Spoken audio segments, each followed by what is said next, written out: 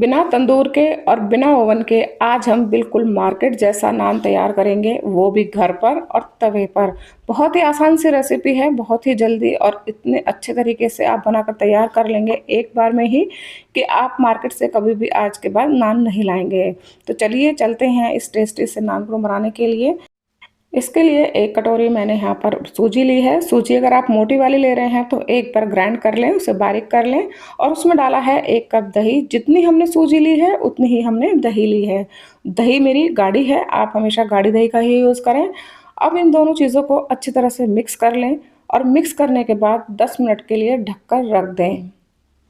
10 minute बाद आप देखेंगे कि सूजी बिल्कुल फूल चुकी है, एकदम सॉफ्ट हो गई है। तो 10 मिनट बाद आपकी ये सूजी इस तरह से इस कंसिस्टेंसी में हो जाएगी। मैं आपको पास से दिखाती हूँ। देखिए इस तरीके से ये बिल्कुल मोटी-मोटी, फूली-फूली आपको इस कंसिस्टेंसी में मिलेगी। और अब मैंने यहाँ पर इसे ट्रांसफ़र कर दिया है एक बड़े बर्तन में, जिसमें हम आटा गूँथेंगे। थोड़ा-सा बड़ा ही बर्तन लेना है जिसमें हम आसानी से आटा गूँथ सकें।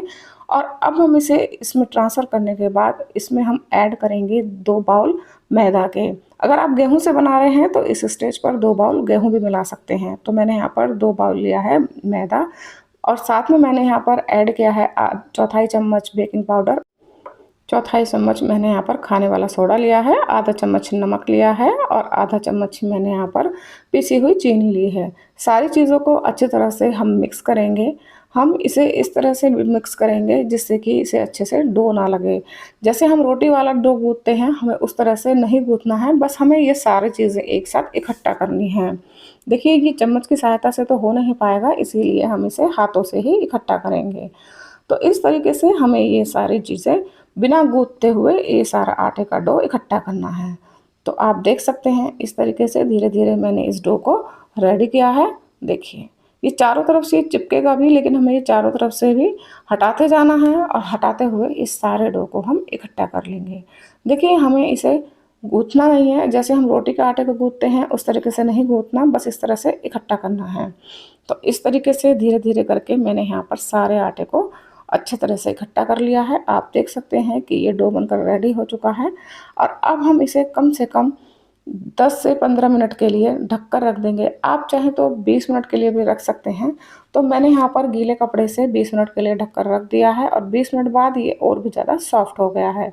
अब हम इसे हथेली की सहायता से इस तरह से गूँथेंगे। देखिए हथेली की सहायता से गूँथना है और इसे 20-25 बार पटक-पटक के मारना है और फिर से हम इसे 10 मिनट के लिए फिर से ढक कर रख देंगे।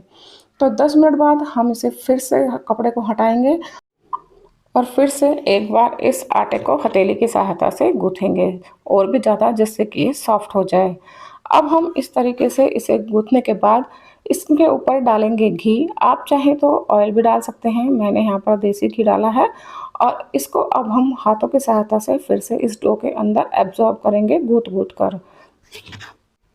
2 से 3 मिनट तक इस तरीके से ही हम इसके अंदर घी या ऑयल को एब्ज़ॉर्ब करते रहेंगे जब तक अच्छे तरीके से मिक्स ना हो जाए। तो 2 से 3 मिनट बाद आप देख सकते हैं कि हमारा आटा बहुत ही ज़्यादा सॉफ्ट हो चुका है और ऑयल भी इसके अंदर अच्छे से एब्ज़ॉर्ब हो चुका है। अब हम लोई बनाएंगे। लोई हमें जिस तरह से हम रोटी के लिए लोई लेते हैं उस तरह से हमें नहीं बनानी। हमें इस तरह से अंगूठे के बीच में से थोड़ा-सा आटा निकालते हुए, देखिए इस तरह से अंगूठे के बीच में हम आटे को लगाएंगे और इस तरीके से अंगूठे के ऊपर बड़े आसानी से ये लोई निकल कर तैयार हो जाएगी। तो इसी तरीके से मैंने यहाँ पर सारी लोई एक साथ बना ली हैं। हमें लोई सारी एक साथ बना लेनी है। देखिए सारी लोई बन चुकी हैं और आप देख सकते हैं इसका आटा हमारा बिल्कुल भी इस तरह से नहीं है जैसे कि हम आटा रोटी बनाते हैं। तो अब हमने इसे 10 मिनट के लिए फिर से गीले कपड़े से ढककर रख दिया है और आप देख सकते हैं कि ये लोई थोड़ी-सी मोटी है, जो जितनी हम रोटी बनाते हैं उससे दुगनी लोई ली है हमने। देखिए इस तरीके से अब हम यहाँ पर लेंगे आधा चम्मच, यानी कि थोड़ी-सी हमें यहाँ पे काली जीरी लेनी है और मैंने यहाँ पर थोड़ा-सा कटा हुआ धनिया लिया है। आप चाहें तो ये ना डालें और हम सारी चीज़ों को इस तरह से इकट्ठा कर लेंगे। देखिए आप देख सकते हैं कि सारी चीज़ें इकट्ठी हो गई हैं और अब हम इस तरीके से इसे थोड़ा-थोड़ा सॉफ्ट हाथों से बेल लेंगे। सॉफ्ट हाथों से ही आपको बेलना है। देखिए इस तरीके से हम धीरे-धीरे करके आप कोई भी शेप दे सकते हैं। आप चाहे लंबा शेप दें या है ओवल शेप दें। जब भी आप इसको बनाएं तो आप चकले को ही हिलाएँ, लेकिन गोल-गोल हिलाते रहें और इसे बेलते रहें, लेकिन आप इसे जो है उठाकर इसे ना हिलाएँ। तो इस तरीके से आप देख सकते हैं कि हमने नान को तैयार कर लिया है, लेकिन अब इसे एक बार फिर से उल्टा रख देंगे और जिस तरफ से हमने धनिया नहीं लगाया था, हमें दूसरी तरफ एक घी या तेल नहीं लगाना, बस हमें पानी लगाना है। क्योंकि पानी की सहायता से ही ये तवे के ऊपर चिपक जाएगा। तो तवे के ऊपर हमने जिस तरफ से पानी लगाया था, उस साइड से हमने इसको 2 मिनट के लिए पका लिया है। 2 मिनट तक हमने तवे पर इसे पकाकर फिर तवे को उल्टा करके दूसरी तरफ से ही सेका है। देखिए, जब हमने पानी लगाया था तो उस पानी का ये फ़र्क हुआ कि इस पानी की सहायता से तवे पर ही हमारा नान चिपका हुआ है। देखिए, आप देख सकते हैं कि कितना बढ़िया नान बनकर रेडी हुआ है और अब हम इसको दोनों तरफ से इसमें घी लगा लेंगे। तो मैं आपको और एक बार दिखा देती हूँ कि कितना बढ़िया ये नान लग रहा है और ये पका भी अच्छे तरीके से है। ये दोनों तरफ से बढ़िया पक चुका है। अब हम दूसरी तरफ भी घी लगा लेंगे। आप चाहें तो एक तरफ भी लगा सकते हैं। तो दोनों तरफ हमने घी लगा लिया है और आप बिल्कुल देख सकते हैं कि कितना बढ़िया हमारा नान बनकर तैयार हुआ है। ये सॉफ्ट भी बहुत है।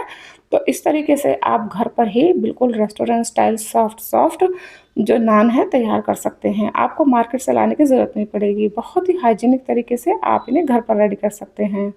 देखिए, अगर आपको मेरी ये रेसिपी अच्छी लगी हो, नान बनाने का तरीका पसंद आया हो, तो लाइक और सब्सक्राइब ज़रूर कीजिएगा और एक बार इस तरीके से नान को घर पर बनाकर ज़रूर देखिएगा।